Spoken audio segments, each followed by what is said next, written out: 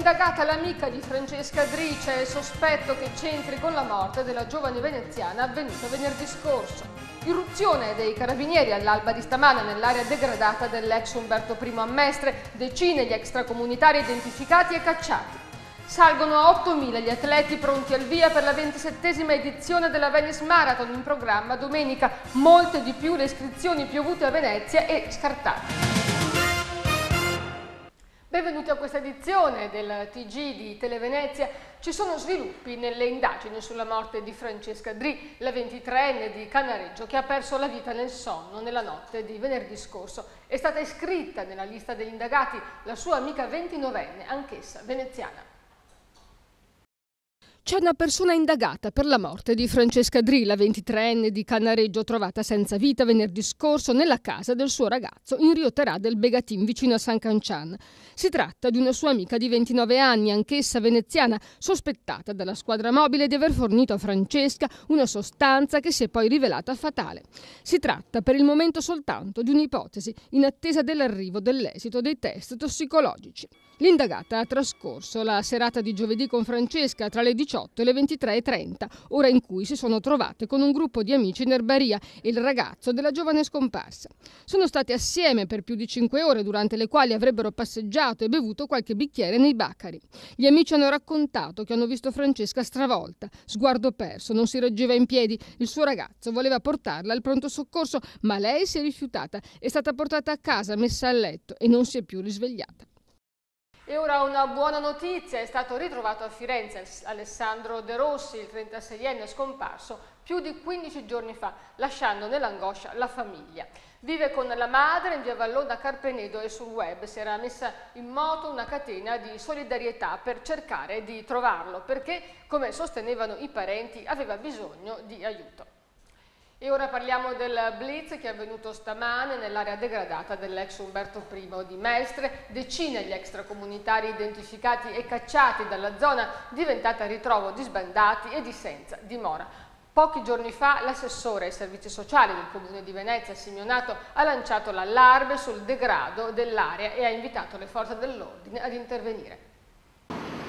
Blitz dei carabinieri stamane all'alba nell'area dell'ex Umberto I a Mestre. Decine gli extracomunitari trovati all'interno, accampati negli edifici fatiscenti, sopravvissuti alla demolizione dell'ospedale. L'area è caduta nel degrado dopo che la società, che si era impegnata a edificare 3 torri, ha abbandonato il progetto e da mesi i residenti della zona lamentano un via vai di balordi, clochard senza fissa dimora, che vive di espedienti e che spesso dà vita a risse. Il controllo è servito a identificare le persone che stamane vi alloggiavano e anche di allontanarle, anche se c'è il forte rischio che tornino molto presto. Nella zona c'è chi tira un sospiro di sollievo. Finalmente l'hanno fatta, si era da tempo che eravamo circondati da magrebini, scarti dell'est, spacciatori, tutti dentro qui. Adesso finalmente hanno liberato l'area, speriamo non si ripeta, ma già da stanotte torneranno, penso. Risse e degrado sono quotidiani in questa zona, dove si sono riversati i senza dimora che alloggiavano nell'ex deposito CTV. Noi ne vediamo parecchi entrare qui, perché basta solo sedersi sui tavolini qui fuori la sera e si vede continuamente il via vai di gente. Scavalcano proprio, guardi, da questo muretto che si vede qua, parcheggiano anche la bicicletta tranquillamente e scavalcano dentro. Comunque è covo di spacciatori, quelli che erano all'ex deposito CTV, che hanno smantellato tutto, si sono spostati tutti qua. Ci sono anche persone, dicono, ben vestite? Ci sono anche persone, sì, ci sono anche persone, non solo il classico ubriacone o il drogato o il tossico, proprio, e secondo me sono quelli che spacciano. Questo signore che gestisce l'edicola accanto all'ingresso dell'ex ospedale è stato aggredito. Questi personaggi qua non hanno paura di niente, perciò chi passa di qua all'orario della mattina in cui apro hanno un po' paura, ecco. Cosa le hanno fatto? A me mi hanno dato un pugno sulla schiena Perché? Perché io ho chiesto, gli ho detto di urinarmi davanti alla serranda, e questo qui, quando mi sono girato, mi ha colpito con un pugno sulla schiena e mi ha fatto un ematoma. Ed è stato diffuso stamane l'allarme per il vaccino antinfluenzale Novartis. Darebbe effetti collaterali. Si tratta di uno dei vaccini più usati e il Ministero della Salute mette in guardia e avverte di non usare questo vaccino. Allarme per il vaccino anti-influenzale Novartis. Il Ministero della Salute stamane ne ha vietato la vendita e la somministrazione a scopo cautelativo. Potrebbe provocare effetti collaterali e reazioni indesiderate. In queste ore l'azienda interessata e l'AIFA, secondo quanto reso noto dal Ministero, avrebbero avviato le procedure di allerta previste dall'Unione Europea. Al momento non risulta che questo tipo di vaccino sia stato utilizzato su qualche persona. Si stima che siano 6 milioni le dosi di vaccino sul mercato italiano, ossia la metà delle dosi che vengono vendute ogni anno in Italia. Con lo stop alla distribuzione dei 2.300.000 dosi dell'azienda olandese Krucel, al momento potrebbero mancare per l'avvio della campagna, se i provvedimenti venissero confermati, oltre 8 milioni di dosi. Secondo il segretario nazionale dei medici di famiglia della FIMG, Giacomo Milillo, i cittadini non dovrebbero scoraggiarsi a vaccinarsi, perché quanto è accaduto è un segnale che le maglie dei controlli sono strette. Ha rinunciato ad un'eredità di 200.000 euro per finanziare il nuovo centro Don Vecchi 5. Si è scatenata un'autentica gara di solidarietà a Mestre per finanziare il nuovo sogno di Don Armando Trevisiola. Grande successo a Mestre della raccolta fondi avviata da Don Armando Trevisiola per la costruzione del Don Vecchi 5, tanto che una donna che vuol mantenere l'anonimato ha rinunciato ad un'eredità di 200.000 euro e dopo qualche settimana ha raddoppiato il regalo accreditando alla fondazione altri 200.000 euro. Ma in questi giorni si è scatenata un'autentica gara di solidarietà tra privati e imprenditori. L'OVS ha donato all'associazione Vestire gli Ignudi del Don Vecchi 25.000 addobbi natalizi e i fratelli Giacomazzi hanno messo a disposizione un negozio di 200 metri quadri per vendere gli addobbi nei mesi di novembre e dicembre. La fondazione precisa che saranno ceduti attraverso offerte libere. L'inaugurazione è in programma sabato 10 novembre.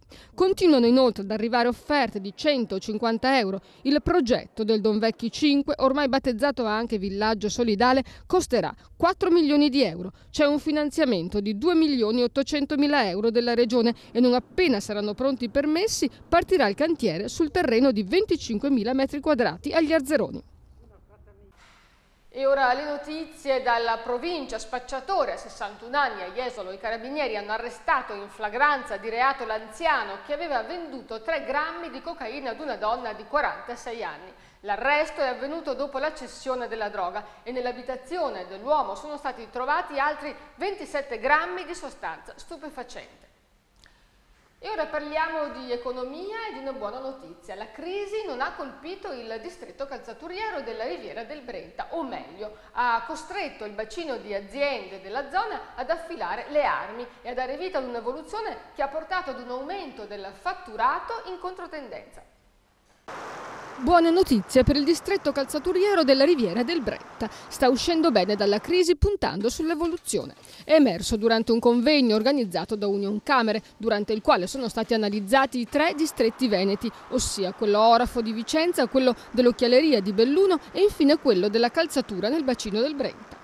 Il distretto veneziano, secondo lo studio presentato, è l'unico ad aver subito soltanto una leggera contrazione dal 2002 al 2011, perdendo il 5% della produzione, mentre hanno subito un drastico ridimensionamento quello orafo, che è in decadenza, e quello dell'occhialeria, dove si è creata una gerarchia tra aziende. In tutti e 3 i centri sono cresciute le aziende specializzate ad alto valore aggiunto di conoscenza, perché puntano sul design e sulla comunicazione. Nel calzaturiero, nonostante la contrazione del 5%, il fatturato è cresciuto quasi del 10% e molte imprese sono diventate punto di riferimento di griff internazionali. E ora ancora la cronaca dalla provincia. Se non si riesce ad eliminare un problema bisogna fare, come si suol dire, di necessità virtù. Sentiamo queste notizie. Murales al posto di scritte e imbrattamenti. La Giunta di Marcon ha approvato un progetto riguardante la realizzazione di alcuni murales, uno a tema libero sui muri del sottopasso nei pressi dell'ex stazione di Gaggio, un altro sul tema dello sport sarà invece dipinto in un secondo momento sui muri del Palazzetto dello Sport. 2012 da dimenticare per Chioggia. Stando ai primi dati della PT, il crollo delle presenze si attesterebbe intorno al 37%, un calo che riguarda tutti i settori, alberghiero ed extra-alberghiero, con turisti italiani sempre più ridotti all'osso, meno inglesi e francesi e soprattutto pochi tedeschi, diminuiti quest'anno del 9%. Per risparmiare si potrebbero fare i consigli comunali di sabato mattina. Forse anche Caorle seguirà l'esempio di Musile di Piave, dove già si fa così, risparmiando in questo modo i rimborsi dei consiglieri per le assenze dal lavoro. Il consiglio comunale di sabato consentirebbe inoltre una maggior partecipazione da parte dei cittadini. Ci spostiamo ora nella Marca trevigiana, dove amministratori e cittadini raramente vanno d'accordo, soprattutto quando si parla di strade.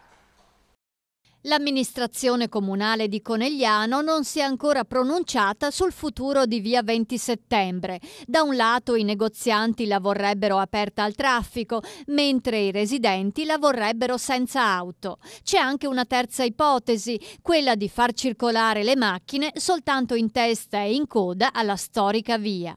Sono la bestia nera di tutti gli automobilisti, neanche il tempo di parcheggiare e c'è già la multa sul parabrezza. Gli ausiliari fanno infuriare anche i commercianti di Mogliano. A causa dei loro agguati, affermano, sempre meno gente si spinge fino in centro per fare acquisti e piano piano la piazza si svuota.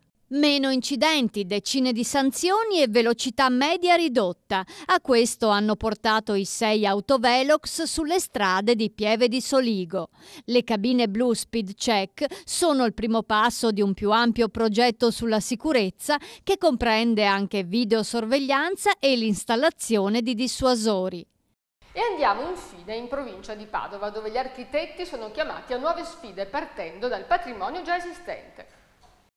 Nuovo look per gli interni del Duomo di Monselice è l'ambiziosa sfida alla quale sono chiamati professionisti e designer che parteciperanno al concorso di idee bandito dal Comune. In particolare viene chiesto di riprogettare alcuni oggetti di culto e la parte sopraelevata dell'abside dalla quale vengono declamate le letture.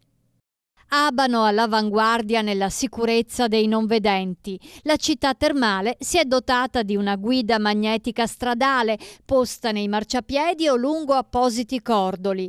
Permette ai ciechi di seguire dei percorsi sicuri grazie a una calamita sulla punta del loro bastone. Il sistema è oltretutto ecologico in quanto utilizza apposite ceneri ferrose recuperate dai residui degli inceneritori. Un nuovo autovelox e un sistema di rilevamento automatico dei veicoli che passano col rosso. Sono gli interventi urgenti della Giunta di Cittadella per mettere un freno agli automobilisti indisciplinati. I dispositivi opportunamente segnalati sono stati installati nelle frazioni di Santa Croce Bigolina e di Santa Maria. Saranno in 8.000 al via la 27esima edizione della Venice Marathon in programma domenica prossima. L'evento sportivo più importante di Venezia vedrà anche questa volta la partecipazione di Alex Zanardi con la sua handbike, ma la sfida per il titolo si giocherà tutta tra keniani ed etiopi. Tutte le anticipazioni nel servizio. 8.000 partecipanti da tutto il mondo. La Venice Marathon 2012 parte subito col botto, ma la classica corsa Stra-Riva Sette Martiri a Venezia non punta soltanto al grande evento di massa. Tanti top runner, gli atleti di punta, etiopi e keniani in primis, che si stanno già scaldando i muscoli. La lista dei partenti sì, l'abbiamo quasi ultimata, però la presentazione ufficiale sarà sabato prima della gara all'Hotel Hilton. Possiamo dire che il nostro responsabile dei top runner è riuscito a riportare in laguna il vincitore dello scorso anno e la terza classificata dello scorso anno, per cui la gara tecnicamente sarà comunque di alto livello. Poi tutti gli altri nomi che tra le altre cose sono abbastanza impronunciabili perché c'è sempre guerra tra Kenya e Etiopia, per cui li vedremo meglio il sabato prossimo. Vi do un dato che è significativo, abbiamo oltre 2.000 stranieri, più di 1.300 donne, per cui la Venice Marathon direi che tira. Cresce intanto l'eccitazione lungo tutto il percorso. A fronte di qualche disagio, la Venice Marathon offre uno spettacolo esaltante e un'inconsueta visibilità. Ben venga la Venice Marathon perché sta facendo degli sfalci che in occasione si verificano, stanno ridisegnando le linee sulle strade, quindi c'è un certo fermento e anche la popolazione partecipa attivamente, oltre alle forze dell'ordine, la polizia quindi lo sentiamo molto questa manifestazione. Porterà dei disagi sicuramente un pochettino, ma insomma è talmente valida questa manifestazione che non vediamo l'ora che cominci. E al di là dell'aspetto agonistico, la Venice Marathon è importante anche per la sua ricaduta economica. Il turismo si fa anche così. Sicuramente è il più bello spot che possiamo fare al mondo di una Venezia che non è solo il centro storico, ma è una città metropolitana vera e propria, e penso che nessun altro evento a Venezia dia questa immagine di una Venezia che è in grado di attrarre turisti da tutto il mondo ormai da 27 edizioni, a un evento che ormai ha acquisito a livello mondiale una sua autonomia e che fa una promozione di area vasta e di un turismo di cui la città ha veramente bisogno, perché non si può pensare che la città possa essere l'unica meta del turismo veneziano. Il centro storico sappiamo che ha già una grande pressione turistica, la Venice Marathon apre gli orizzonti di una Venezia città metropolitana con tantissime altre mete altrettanto belle e meritevoli di essere visitate. L'appuntamento con la 27esima Venice Marathon è per domenica mattina intorno alle 9 a Stra, con diretta televisiva sulla 7. A tutti gli 8.000 maratoneti l'augurio di provare l'inedita emozione di arrivare in corsa a Venezia.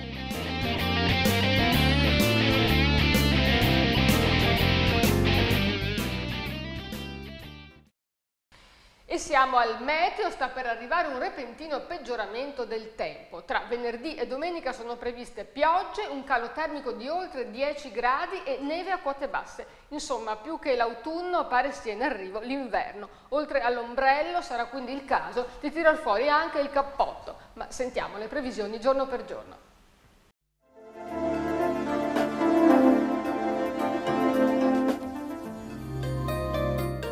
Cielo sereno ancora per poco, da venerdì arriva il maltempo con precipitazioni e un significativo calo termico. Giovedì 25 ottobre, cielo sereno ma con qualche foschia nelle ore notturne, valori in lieve diminuzione, mare calmo. Venerdì 26 ottobre, nuvolosità in graduale aumento, dal pomeriggio sono possibili piogge anche abbondanti, temperature invariate, mare calmo o poco mosso. Sabato 27 ottobre, cielo molto nuvoloso o coperto con rovesci o temporali, temperature in calo anche sensibile, con sensazione di freddo accentuata dai venti di Bora.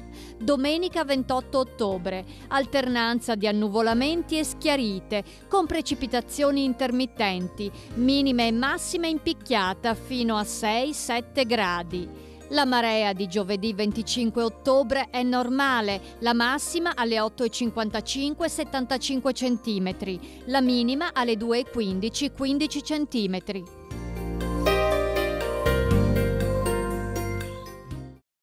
Bene, con questo era proprio tutto. Grazie per averci seguito, grazie per averci scelti, buon proseguimento, buona serata.